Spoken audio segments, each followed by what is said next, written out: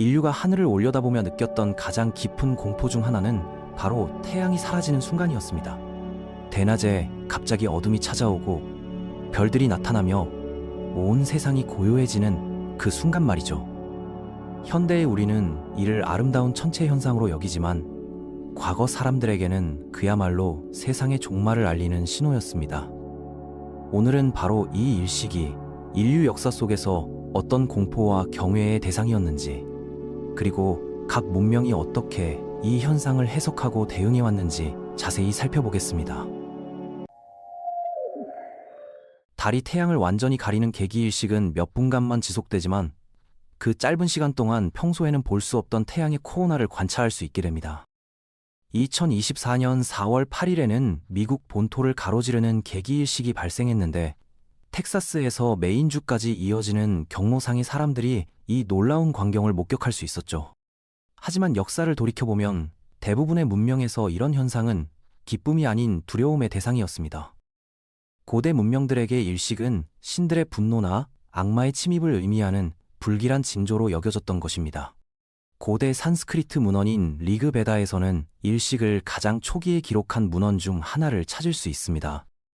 5권 40번째 찬송가에서는 악마 스바누가 마법으로 태양을 파괴하려 하고 성자 아트리가 이를 막아낸다는 흥미로운 이야기가 나오죠. 오 아트리여, 스바누가 어둠으로 태양을 꿰뚫을 때 태양이 외쳤습니다.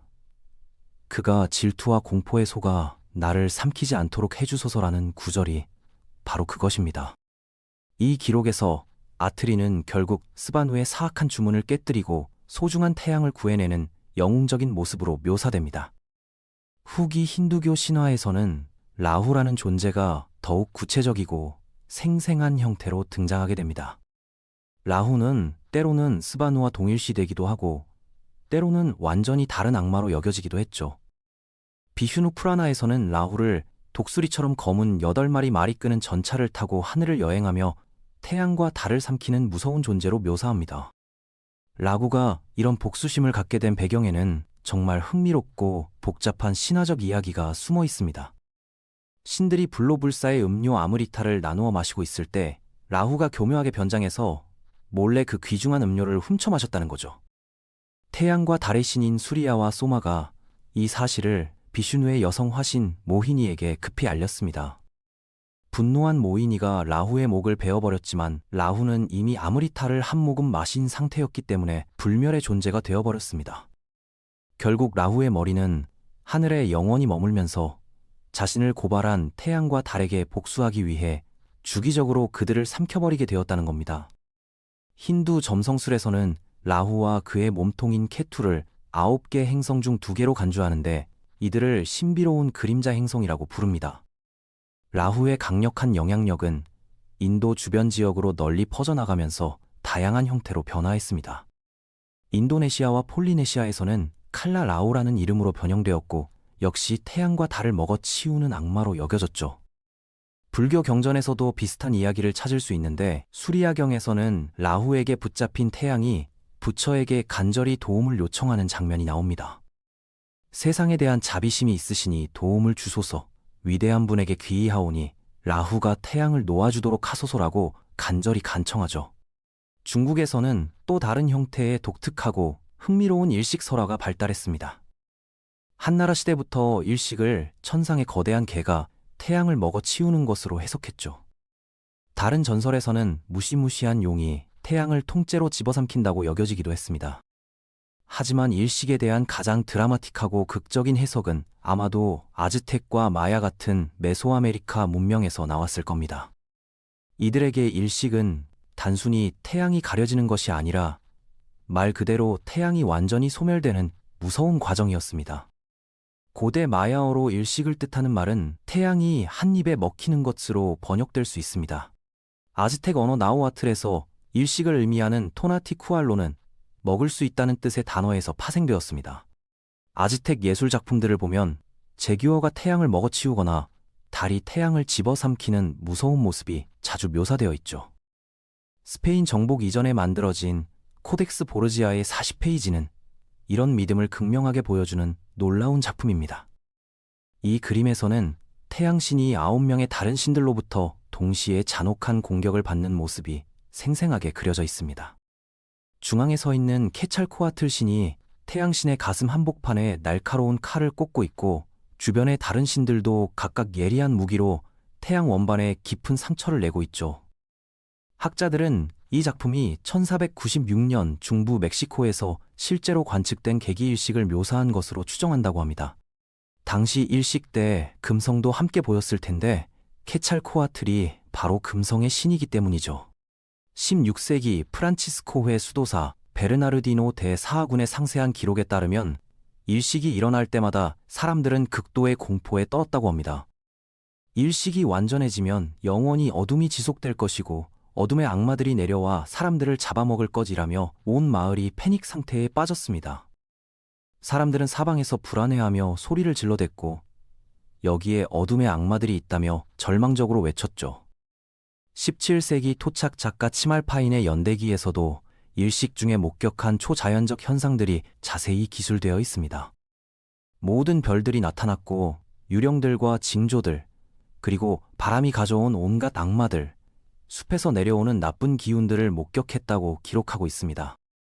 아즈텍 사람들이 일식을 특히 두려워한 이유는 그들의 독특하고 복잡한 우주관과 밀접한 관련이 있었습니다. 아즈텍의 신성한 역사에 따르면 세상은 5번의 창조와 파괴 과정을 반복적으로 거쳤고 현재 우리는 5번째 태양의 시대에 살고 있다고 여겨졌거든요. 그런데 이 5번째 태양도 언젠가는 이전의 4태양들처럼 완전히 파괴될 운명이라고 굳게 믿어졌습니다. 따라서 태양이 실제로 사라지는 일식은 그들에게 종말론적 공포를 불러일으키는 극도로 위험한 사건이었던 거죠. 이런 종말론적 해석은 히브리 성경과 신약 성경의 여러 구절에서도 명확하게 찾아볼 수 있습니다. 요엘서에서는 주님의 크고 무서운 날이 오기 전에 태양이 어둠으로 변하고 달이 피로 변할 것이라고 불길하게 예언하고 있습니다.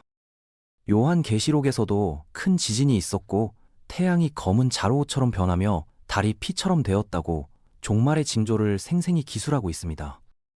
후대의 유대교와 기독교 해석가들은 이런 구절들을 일식과 직접적으로 연결지어 매우 불길한 징조로 받아들였죠.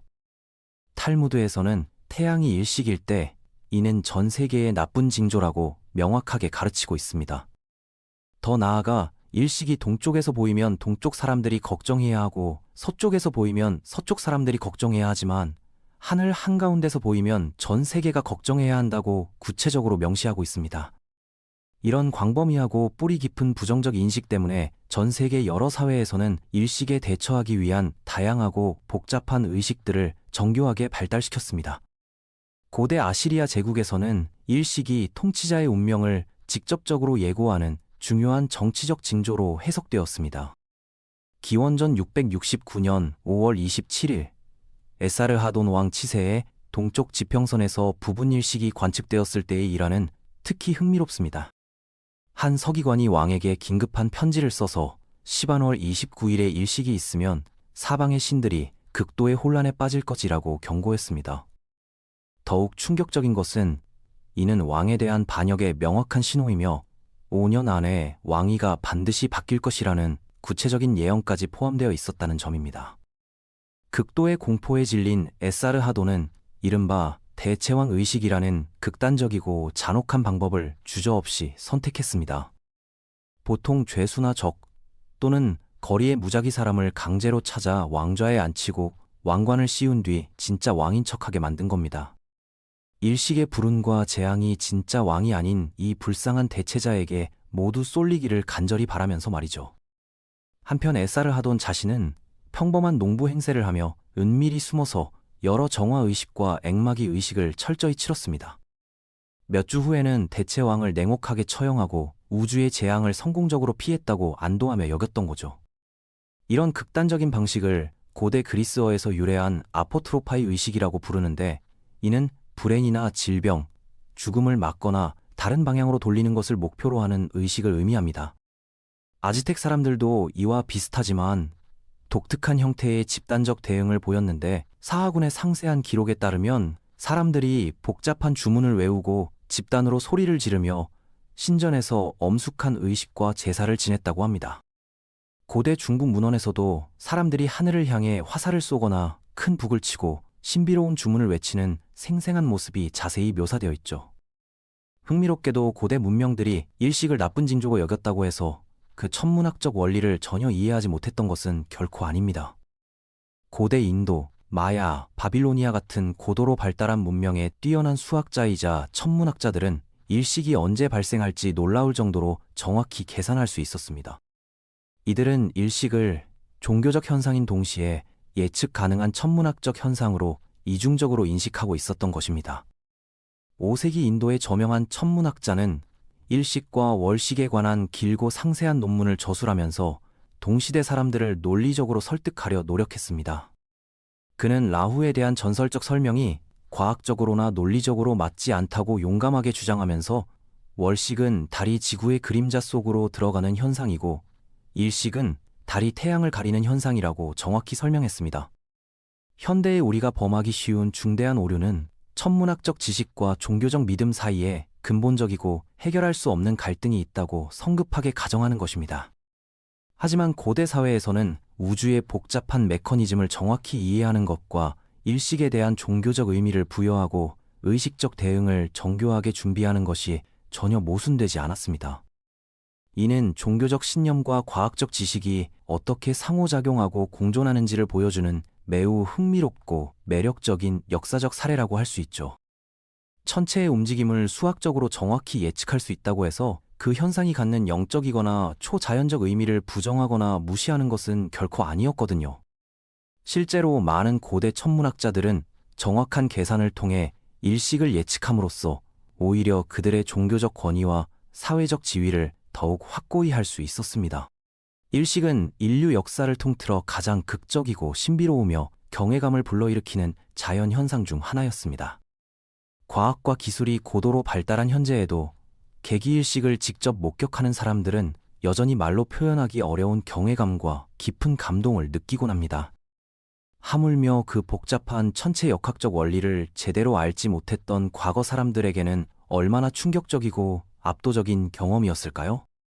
각 문명마다 저마다의 독특하고 창조적인 방식으로 이 현상을 해석하고 나름의 방법으로 대응해온 풍부한 역사는 인간이 자연현상을 어떻게 이해하고 의미를 부여하는지를 생생히 보여주는 귀중한 문화적 사례입니다.